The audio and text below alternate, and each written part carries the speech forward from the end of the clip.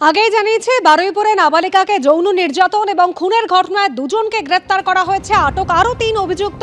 সকাল থেকেই কিন্তু পুলিশ এবং কেন্দ্রীয় বাহিনীর জওয়ানদের মোতায়েন করা হয়েছে পরিস্থিতি নিয়ন্ত্রণে রাখতে। পার্থপ্রতিম ঘোষ আমাদের প্রতিনিধি রয়েছেন আমাদের সঙ্গে টেলিফোন লাইনে। পার্থপ্রতিম, এর মধ্যেই বারুইপুরে বিভিন্ন জায়গায় ১৬৩ ধারা লাগু করা হয়েছে, কোথায় কোথায় জারি হয়েছে ১৬৩ ধারা? দেখো, বারুইপুর সাব ডিভিশনে ৩টি থানা এলাকা, মূলত বারুইপুর, সোনারপুর এবং নরেন্দ্রপুর, সেই থানা এলাকায় সম্পূর্ণভাবে ১৬৩ নম্বর ধারা বিএনএসএস সেটা জারি করা হয়েছে, যেটা পূর্বতন ১৪৪ নম্বর ধারা। সেখানে এখন স্পষ্ট করে বলা হয়েছে যে জেলা প্রশাসনের তরফ থেকে দক্ষিণ ২৪ পরগনার এসডিওর তরফ থেকে নির্দেশ দিয়ে অর্ডার দেওয়া হয়েছে, এবং সেখানে বলা হচ্ছে যে কোনো রকমভাবে অবৈধভাবে যে কোনো জমায়েত, অর্থাৎ ৫-এর অধিক কোনো জমায়েত সেখানে নিষিদ্ধ। কোনো রকমভাবে আর্মস, লাঠি বা লাউড স্পিকারের ব্যবহার সেখানে কিন্তু নিষিদ্ধ। এমনকি স্পষ্ট করে বলা হয়েছে এই ধারা অমান্য করলে তাদের বিরুদ্ধে আইনানুগ কি ব্যবস্থা নেওয়া হতে পারে সেই বিষয়েও কিন্তু স্পষ্ট করে উল্লেখ করে বলা হয়েছে। অর্থাৎ গতকালকে বারুইপুরে যে ঘটনা, সেই ঘটনার পরিপ্রেক্ষিতে যাতে নতুন করে আর কোনো রকমভাবে উত্তেজনা পরিস্থিতি না হয়, এলাকায় যাতে শান্তি শৃঙ্খলা বজায় থাকে, তার জন্য প্রশাসনের তরফ থেকে বলা হচ্ছে বিএনএসএস এর ১৬৩ নম্বর ধারা সেটা কিন্তু জারি করা হলো বারুইপুর সাব ডিভিশন এলাকায়। ধন্যবাদ পার্থপ্রতিম।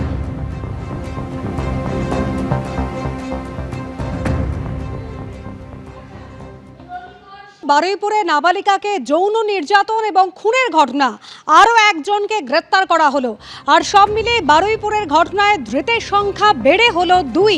আটক করা হয়েছে আরও ৩ অভিযুক্তকে। নাবালিকাকে খুনের ঘটনায় গতকালই গ্রেপ্তার করা হয়েছিল একজনকে। ৬ সদস্যের এসআইটি গঠন করা হয়েছে, তদন্ত শুরু হয়েছে। বারুইপুর পুলিশ জেলার অতিরিক্ত পুলিশ সুপারের নেতৃত্বে গঠন করা হয়েছে এসআইটি। আর পরিস্থিতি নিয়ন্ত্রণে রাখতে বারুইপুরের বেশ কয়েকটি এলাকায় জারি রয়েছে বিএনএস-এর ১৬৩ ধারা।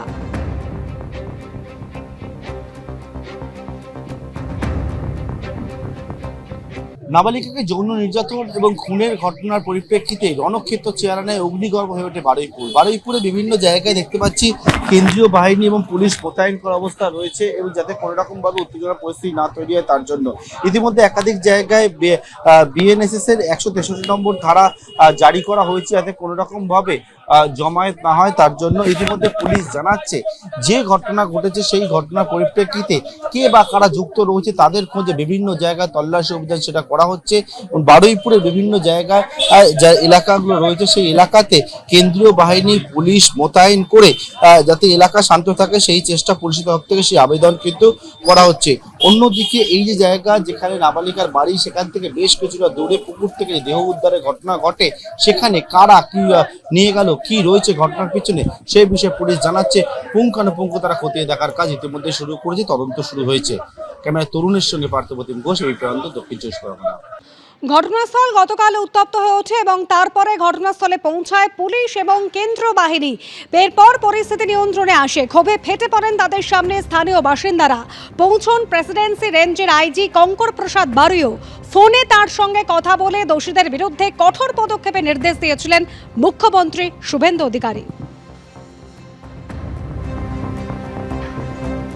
সেই ফুটেজটা সারা রাত ধরে যখন আমরা দেখি, সেখানে ধরা পড়লো আমাদেরই গ্রামের পাশে প্রাথমিকভাবে সারা রাত ধরে নির্মম অত্যাচার চালিয়েছে। প্রত্যেক লোকের উপযুক্ত সাজা হবে, আমরা ফাঁসির সাজা দেব। একটু আগে আমাদের মুখ্যমন্ত্রী ফোন করেছিলেন, উনি কথা দিয়েছেন এই কেসের সঙ্গে যারা যারা জড়িত কাউকে ছাড়া হবে না। আপনাদের আমি কথা দিয়ে যাচ্ছি, এর বিরুদ্ধে যা যা ব্যবস্থা গ্রহণ করার আমরা গ্রহণ করব। যে বাচ্চা মেয়েটা মারা গেছে, আমার বোন, আমার মেয়ে, সেই মেয়েটাকে একটু ছেড়ে দিন। উনি বলেছেন আজকের মধ্যে যাতে পোস্টমর্টম হয়ে যায়, সেটা আমি করিয়ে দেব। পার্থপ্রতিম ঘোষ আমাদের প্রতিনিধি সরাসরি রয়েছেন আমাদের সঙ্গে টেলিফোন লাইনে, আমরা কথা বলবো। পার্থপ্রতিম, এখনো পর্যন্ত বারুইপুরে ঘটনায় মোট ২ জনকে গ্রেপ্তার করা হয়েছে, ৩ জন আটক। পুলিশ কেন্দ্রীয় বাহিনীর জওয়ানরা মোতায়েন রয়েছে। সকাল থেকে কি অবস্থা বারুইপুরে? দেখো, এলাকায় কিন্তু এখনো পর্যন্ত উত্তেজনা পরিস্থিতি একটা রয়েছে এবং তার জন্য সেখানে যাতে কোনো রকম ভাবে কোনো অপ্রীতিকর ঘটনা না ঘটে তার জন্য এলাকায় কিন্তু পুলিশ রয়েছে। পুলিশ সাধারণ মানুষ যারা রয়েছে তাদেরকে শান্ত থাকার জন্য আবেদন জানাচ্ছে এবং গতকালকের যে ঘটনা সেই ঘটনা ইতিমধ্যে দুজনকে পুলিশ গ্রেপ্তার করেছে, আরো 3 জনকে আটক করে জিজ্ঞাসাবাদ করে তাদের ভূমিকা কি রয়েছে সেই বিষয়টা নিশ্চিত হওয়ার চেষ্টা করছে তদন্তকারী আধিকারিকরা। নাবালিকাকে যৌন নির্যাতন এবং খুনের যে ঘটনা সেই ঘটনায় তুমি জানো ইতিমধ্যেই কিন্তু একটা এসআইটি গঠন করা হয়েছে, যেখানে হচ্ছে বারুইপুর পুলিশের অ্যাডিশনাল এসপির নেতৃত্বে 6 সদস্য এসআইটি টিম এবং তারা রাতভর এবং সকাল থেকে বিভিন্ন জায়গায় রেড চলছে বলে পুলিশের তরফ থেকে বলা হয়েছে। অন্যদিকে পাশাপাশি আরো 2টি মামলা, সেই মামলার তদন্ত চলছে বলে পুলিশের তরফ থেকে বলা হয়েছে। অন্যদিকে বারুইপুর, সোনারপুর, নরেন্দ্রপুর এই সমস্ত জায়গার বেশ কিছু এলাকা এখনো পর্যন্ত জানতে পারছি সেখানে কিন্তু বিএনএসএস এর 163 নম্বর ধারা অর্থাৎ যেটা পূর্বতন 144 ধারা সেটা কিন্তু জারি করা হয়েছে, যাতে কোনো রকম ভাবে কোনো অতিরিক্ত মানুষের কোনো রকম জমায়েত না হয়, কোনো অপ্রীতিকর পরিস্থিতি না হয় তার জন্য কিন্তু এই পদক্ষেপ সেটা কিন্তু গ্রহণ করা হয়েছে জেলা প্রশাসনের তরফ থেকে। ধন্যবাদ পার্থপ্রতিম। বারুইপুরে নাবালিকার মৃত্যুর ঘটনা এবং তারপরে পরিস্থিতি উত্তপ্ত হয়েছে। প্রাক্তন মুখ্যমন্ত্রী মমতা বন্দ্যোপাধ্যায় তিনি গতকাল ফেসবুক লাইভে দাবি করেছেন যে নাবালিকার মৃত্যুর ঘটনায় তিনি ঘটনাস্থলে যাবেন ভেবেছিলেন, কিন্তু তারপরে মমতা বন্দ্যোপাধ্যায় এবং অভিষেক বন্দ্যোপাধ্যায়ের বাড়ির সামনে বাড়তি পুলিশ মোতায়েন করা হয়েছে এবং জানিয়ে ক্ষুব্ধ কালীঘাট তৃণমূল। আমাদের প্রতিনিধি হিন্দোল দে সরাসরি রয়েছেন আমাদের সঙ্গে। হিন্দোল, একেবারে মমতা বন্দ্যোপাধ্যায় তিনি গতকালই অভিযোগ করেছিলেন যে তাকে নজরবন্দি করে রাখা হয়েছে। আজ সকাল থেকে কি অবস্থা? এখনো মোতায়েন রয়েছে পুলিশ? একেবারেই দেখো, রাজ্যের প্রাক্তন মুখ্যমন্ত্রী মমতা বন্দ্যোপাধ্যায় তিনি যেটা ফেসবুক লাইভে স্পষ্টত জানিয়েছিলেন যে তাকে নজরবন্দি করে রাখা হয়েছে, সেই চিত্র গভীর রাত পর্যন্ত ছিল। কেন্দ্রীয় বাহিনীর জওয়ানরা, কলকাতা পুলিশের একাধিক আধিকারিক এবং কলকাতা পুলিশের বিশাল পুলিশ বাহিনী তারা কিন্তু হরিশ চ্যাটার্জি স্ট্রিটে মমতা বন্দ্যোপাধ্যায়ের বাড়ির সামনে এবং অভিষেক বন্দ্যোপাধ্যায়ের বাড়ির সামনে কিন্তু মোতায়েন করা ছিল তাদেরকে। আজকে যে চিত্রটা দেখাবো তোমাকে দেখাচ্ছি, ক্যামেরাম্যান শান্তনু দত্ত যে ছবি দেখাচ্ছে তুমি দেখতে পাচ্ছ, এখনও পর্যন্ত কিন্তু কেন্দ্রীয় বাহিনীর জওয়ানরা তারা রয়েছেন, কলকাতা পুলিশের একাধিক অফিসার রয়েছেন, পুলিশ বাহিনী রয়েছে। এবং তোমাকে বলে রাখি, কালীঘাট রোড এবং হরিশ চ্যাটার্জি স্ট্রিটের যে সংযোগস্থল সেখানে কিন্তু এই যে গার্ডরেল রয়েছে সেই গার্ডরেল কিন্তু টেনে দেওয়া হচ্ছে। শুধুমাত্র যেসব গাড়ি ঢুকছে সেই গাড়িতে কে আসছেন কে বেরোচ্ছেন সেটার উপরে যেমন নজর রাখা হচ্ছে, তার পাশাপাশি কিন্তু এখানে নিশ্চিদ্র নিরাপত্তায় মুড়ে ফেলা হচ্ছে। তোমাকে দেখাবো, তুমি দেখতেই পাচ্ছ কেন্দ্রীয় বাহিনীর মহিলা যারা রয়েছেন তারা রয়েছেন, কলকাতা পুলিশের মহিলা পুলিশ কর্মীরা রয়েছেন এবং কেন্দ্রীয় বাহিনীর জওয়ানরা প্রত্যেকেই কিন্তু একেবারে গেটে ঢোকার মুখে এখানে কিন্তু বিভিন্ন জায়গায় তারা কিন্তু তাদেরকে মোতায়েন করা হয়েছে। এবং যে চিত্র দেখা যায় গভীর রাত পর্যন্ত যে চিত্র ছিল, যে সেখানে কিন্তু মমতা বন্দ্যোপাধ্যায়ের বাড়ির সামনে, অভিষেক বন্দ্যোপাধ্যায়ের বাড়ির সামনে পুলিশ মোতায়েন করা ছিল এবং কেন্দ্রীয় বাহিনীর জওয়ানরা ছিল। আজ সকাল থেকেও যত বেলা বাড়ছে ধীরে ধীরে কিন্তু পুলিশের সংখ্যা, কেন্দ্রীয় বাহিনীর সংখ্যা বাড়তে শুরু করেছে। মমতা বন্দ্যোপাধ্যায় দাবি করেছিলেন তিনি নির্যাতিতার পরিবারে বা ঘটনাস্থলে সেখানে যাবেন, তাদের পরিবারের সঙ্গে কথাবার্তা বলবেন, কিন্তু পুলিশ তাকে নজরবন্দি করে রেখেছিল বলে তার দাবি। এবং এখন আজকে সকাল থেকে কিন্তু পুলিশের আঁটাশাটো বন্দোবস্ত। মমতা বন্দ্যোপাধ্যায় কি আদৌ বারুইপুরের উদ্দেশ্যে রওনা দেবেন এবং তিনি কি আদৌ এখান থেকে যেতে পারবেন নাকি পুলিশ তাকে আটকাবে, সেটা কিন্তু সময়ের অপেক্ষা, সময় বলবে সেই কি পরবর্তী পদক্ষেপ কি হয়। কিন্তু পুলিশ এবং কেন্দ্রীয় বাহিনীর নজরদারি কিন্তু এই হরিশ চ্যাটার্জি স্ট্রিটে সকাল থেকে লক্ষ্য করা যাচ্ছে। ধন্যবাদ হিন্দোল। মমতা বন্দ্যোপাধ্যায় তৃণমূল নেত্রী তিনি কিন্তু গতকালই প্রশ্ন তুলেছিলেন কেন তার বাড়ির সামনে পুলিশ মোতায়েন থাকবে, এত পরিমাণ কেন্দ্রীয় বাহিনীর জওয়ানরা মোতায়েন থাকবে। তিনি প্রশ্ন তুলেছিলেন যে বারুইপুরে নাবালিকার মৃত্যু পরিবারের সঙ্গে দেখা করতে যাব বলে ভেবেছিলাম, কিন্তু যেভাবে বাড়ির সামনে পুলিশ কেন্দ্রীয় বাহিনীর জমায়েত রয়েছে, প্রশ্ন তুলেছিলেন। কি বলেছিলেন, কি অভিযোগ করেছিলেন মমতা বন্দ্যোপাধ্যায়, শোনাবো। আজকেও বারুইপুরে যে ঘটনা এক মারাত্মক রূপ নিয়েছে, কারণ মানুষ সহ্য করতে করতে মানুষের ধৈর্যের বাঁধ ভেঙে গেছে। আর আমি কোনোদিন জীবনে কোনো দাঙ্গা হাঙ্গামা করার পছন্দ করি না এবং করিনি। আমি ভেবেছিলাম আমি তাদের পরিবারে একাই যাব এবং গিয়ে তাদের শোকসন্তপ্ত পরিবারের সাথে একটু দেখা করবো, তাদের কথা শুনে আসবো।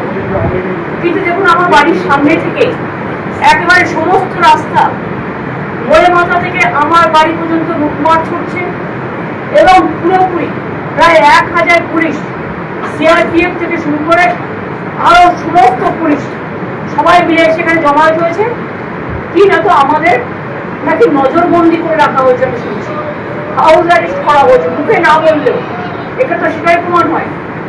এমন কি ঘটলো যে আমার বাড়ির সামনে লুটপাট করতে হচ্ছে? এখানে তো কোনো 144 নেই। মমতা বন্দ্যোপাধ্যায়ের অভিযোগ, আর রাজ্যের পঞ্চায়েত মন্ত্রী দিলীপ ঘোষ তিনি বলছেন কেন তাকে হাউস অ্যারেস্ট করা হবে, যাতে তাকে লক্ষ্য করে কেউ ডিম না ছোড়ে তার জন্য গার্ড দেওয়া হয়েছে।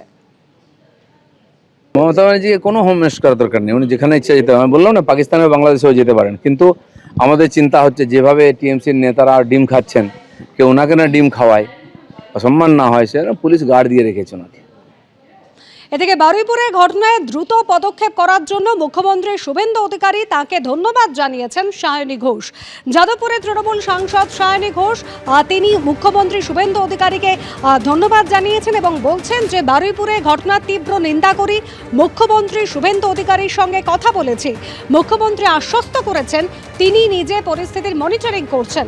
গ্রেপ্তার হয়েছে, এসআইটি গঠিত হয়েছে, মুখ্যমন্ত্রী পরিবারের সঙ্গে যোগাযোগ রাখছেন, আশ্বস্ত করেছেন অপরাধীদের কাউকে ছাড়া হবে না, দ্রুত ন্যায় বিচার হবে। দ্রুত এবং প্রয়োজনীয় পদক্ষেপ করায় মুখ্যমন্ত্রী শুভেন্দু অধিকারীকে ধন্যবাদ। সোশ্যাল মিডিয়ায় এভাবেই পোস্ট করেছেন যাদবপুরের সাংসদ সায়নী ঘোষ।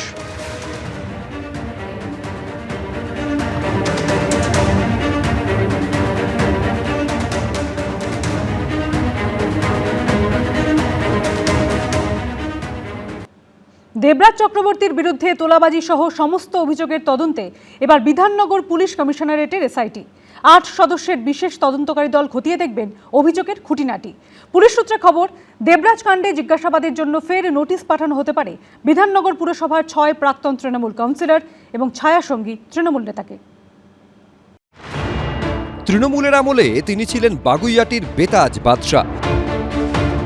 প্রাক্তন তৃণমূল বিধায়ক স্ত্রী অদিতি মুন্সিকে সামনে রেখে দেবরাজ চক্রবর্তী নাকি গড়ে তুলেছিলেন দুর্নীতির সাম্রাজ্য। অভিযোগ, বিধাননগরের প্রাক্তন মেয়র পরিষদের এলাকায় উঠত তোলাবাজির টাকা। সরকার বদলাতেই সেই দাপুটে তৃণমূল নেতার ঠাঁই হয়েছে এখন গারদে। এবার দেবরাজ চক্রবর্তীর বিরুদ্ধে সমস্ত মামলার তদন্ত করবে এসআইটি।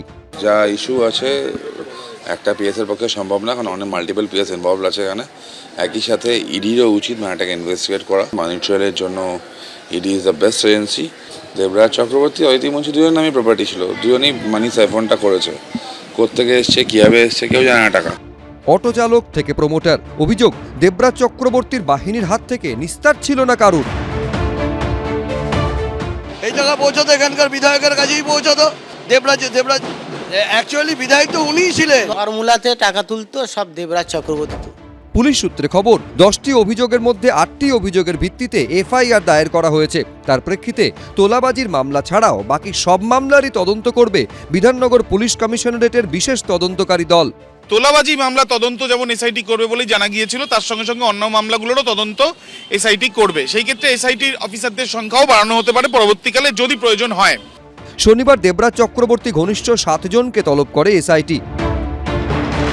ডেকে পাঠানো হয় 27 নম্বর ওয়ার্ডের প্রাক্তন কাউন্সিলর বিনু মণ্ডল, 24 নম্বর ওয়ার্ডের প্রাক্তন কাউন্সিলর মনীষ মুখোপাধ্যায়, 16 নম্বর ওয়ার্ডের প্রাক্তন কাউন্সিলর গোপাল বাগুই, 9 নম্বর ওয়ার্ডের প্রাক্তন কাউন্সিলর সমরেশ চক্রবর্তী, 26 নম্বর ওয়ার্ডের প্রাক্তন কাউন্সিলর মাইকেল নস্কর এবং 6 নম্বর ওয়ার্ডের প্রাক্তন কাউন্সিলর সম্রাট বড়ুয়াকে। এছাড়াও হাজিরার নোটিশ পাঠানো হয় দেবরাজ চক্রবর্তী ছায়াসঙ্গী বলে পরিচিত তৃণমূল নেতা রতন মৃধাকেও। তবে এসআইটির তলবে এখনো পর্যন্ত কেউ সাড়া দেননি। এই ক্ষেত্রে যে বিভিন্ন জায়গায় তোলাবাজির যে অভিযোগগুলো হচ্ছিল এবং সেটা একটি গোষ্ঠীগতভাবে সেই তোলাবাজিগুলো করা হতো, সেই ক্ষেত্রে দেবরাজের কিছু ঘনিষ্ঠরা তারা যেতেন, এমনই অভিযোগ উঠে এসছে সামনে। তো সেই ক্ষেত্রে সেই তোলাবাজির টাকাগুলো কিভাবে আত্মসাৎ হয়েছে বা যদি হয়ে থাকে সেই ক্ষেত্রে বন্টন হয়েছিল কিনা, এই বিষয়গুলো পুঙ্খানুপুঙ্খ তথ্য সন্ধানের প্রক্রিয়া চালানো হচ্ছে, এমনটাই পুলিশ সূত্র থেকে জানা যাচ্ছে। তদন্তকারীদের নজরে রয়েছে দেবরাজ চক্রবর্তী ও তার স্ত্রী অদিতি মুন্সির ব্যাংক অ্যাকাউন্ট স্টেটমেন্টও।